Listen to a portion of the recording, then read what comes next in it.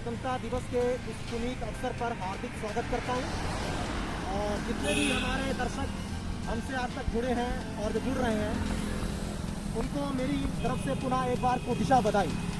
हम आपको आज बताना चाहते हैं कि आज हम जिस स्थान पर मौजूद हैं वह एक ऐसा स्थान है जहां पर लोग प्रातःकाल टहलने की दृष्टि से आया करते हैं। और टहलने की दृष्टि के ही तहत आज 139 विधानसभा के विधायक अरविंद गिरी ने एक ऐसा पुनीत कार्य करने का जो बीड़ा उठाया था, उसी के तहत आज उसी वन चेतना केंद्र जो पंडित दीनदयाल उपाध्याय के नाम से यहाँ पर बनाया जा रहा है, उसमें वृक्षारोपण का एक पुनीत कार्य करने का उनका एक संकल्प है। और उसी के तहत आज हम आपके साथ में यहाँ पर आपके बीच में कुछ ऐसी झलकियाँ प्रस्तुत करेंगे जिसके द्वारा आप जान जाएंगे कि जितने भी लोग यहाँ पर गोला के हैं जो सुबह टहलने आते थे और किसी कारणवश उनको वो पर्यावरण का स्वच्छ वातावरण नहीं मिल पाता था जिसकी उनको आवश्यकता थी, और आए दिन आपने देखा होगा जो लोग टहलने को निकला करते थे प्रायः रोड एक्सीडेंट की भेंट चढ़ जाया करते थे।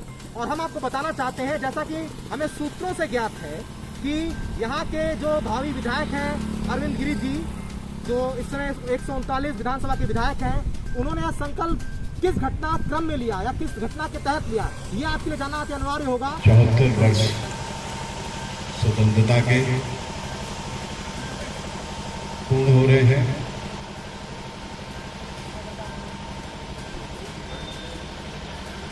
होली, दिवाली, ईद, मैंने हमेशा कई मौकों पे कहा कि मेरे लिए उन त्योहारों से बढ़कर जो हमारा ये 26 जनवरी और 15 अगस्त दो ऐसे राष्ट्रीय पर्व हैं जो हम सबके लिए बहुत महत्वपूर्ण है।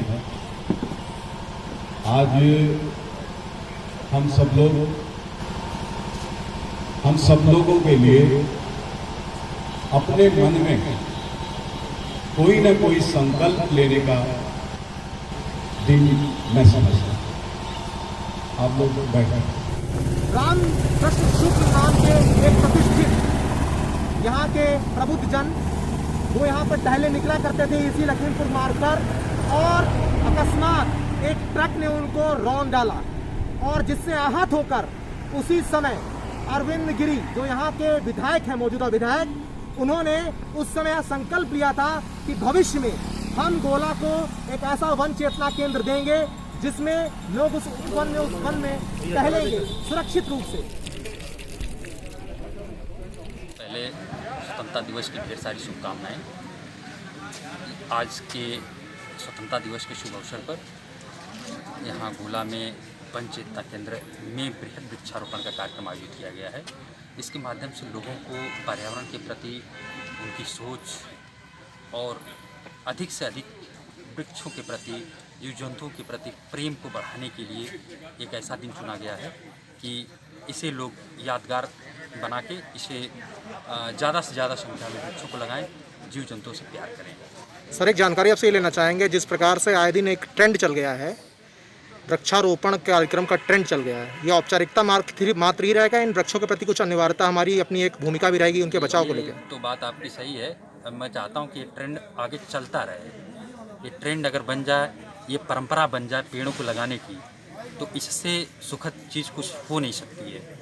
लोग ये अपने संस्कारों में सम्मिलित करें पेड़। हर अवसर पर जब हम कोई शुभ अवसर होता है, कोई कार्य करते हैं, उसमें पेड़ों को एक कल्चर के रूप में, एक अपनी संस्कार के रूप में हम पेड़ लगाने की परंपरा डाल लें कि हमारे घर में बर्थडे मनता है उसमें एक पेड़ लग जाए, हमारे घर में कोई शुभ अवसर, कोई कार्यक्रम होता है उसमें एक पेड़ लग जाए।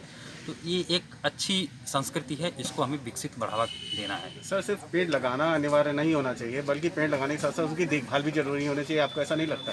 नहीं, बिल्कुल। पहली चीज़ तो ये है कि लगे। पहली चीज़ ये है, हमारे यहाँ से यही परंपरा खत्म हो गई, लोग काटने में विश्वास करते हैं, लगाने में नहीं। तो अब ये एक संस्कृति के रूप में अगर शुरुआत हुई है कि पेड़ लगाने की परंपरा शुरू हुई है, तो पेड़ लगें। और दूसरा स्टेज होता है कि पेड़ को विकसित होने के लिए हम वो माहौल पैदा करें, अर्थात उनकी सुरक्षा करें, उनकी देखभाल करें, उनकी पानी की व्यवस्था करें। ये भी उसी तरह ही आवश्यक है जैसा कि पेड़ लगाना। सर, एक और क्वेश्चन है कि जिस तरीके से आप देख रहे हैं यहाँ पे एक जंगल हुआ करता था पहले, आज इंसान ने धीरे धीरे काटते काटते यहाँ तक आ गया। क्या जीव जंतुओं के लिए उनके घर में घुसना नहीं है, घुसपैठ नहीं है? नहीं, जैसा कि मैंने बताया था कि कभी कभी जो है आगे बढ़ने के लिए कदम पीछे खींचना पड़ता है। तो यहाँ पर चूँकि ओवरब्रिज ही प्रस्तावित है, तो हमारे विकास में और पर्यावरण में एक सामंजस्य, एक समन्वय होना चाहिए। तो उसके साथ ही हम विकास की मुख्यधारा से खुद को, समाज को जोड़ सकते हैं। तो ये आवश्यक है कि अगर बहुत ज़्यादा आवश्यक है तो वहाँ पेड़ कटें, लेकिन उससे दुगने संख्या में पेड़ लगें कहीं और। स्वतंत्रता दिवस और 26 जनवरी,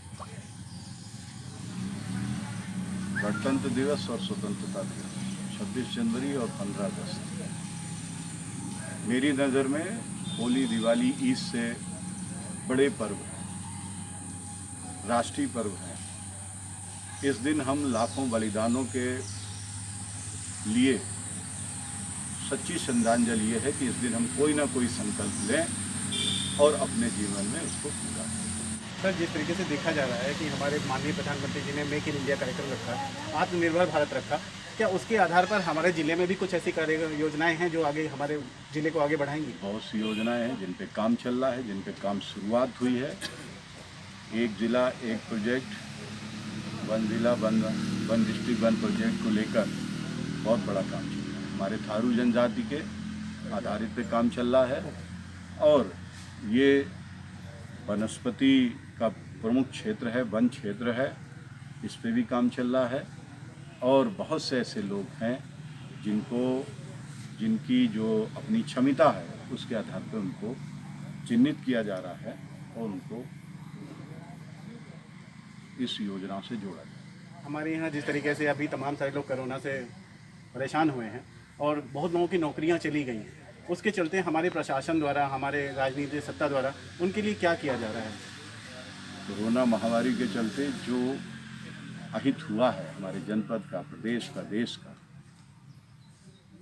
उसी तरीके से ये भी इतिहास है कि जो केंद्र और प्रदेश की सरकार ने किया है, ऐसे विपत्ति के मौके पर किसी सरकार ने इतना नहीं किया। चाहे हमारे मजदूरों को लेकर हो, चाहे गांव देहात में गरीब किसानों को लेकर हो, चाहे हमारे पेंशन, विभिन्न पेंशन धारकों को लेकर हो, जिनके नवंबर तक की व्यवस्था कर दी सरकार ने। बड़ा काम किया है, आज के लिए नहीं किया, आगे नवंबर तक की व्यवस्था कर दी, उनके खाने की, उनके पीने की, उनके बैठने की, उनके रहने के लिए, उनके तमाम सी चीज़ें ऐसी व्यवस्था की जा रही है। जिन लोगों की नौकरी छूट रही है उनको भी तमाम स्किल से जोड़कर उनको भी चिन्हित किया जा रहा है, उनको भी कार्ड देने का, उनको पेंशन देने की योजना बना रही है।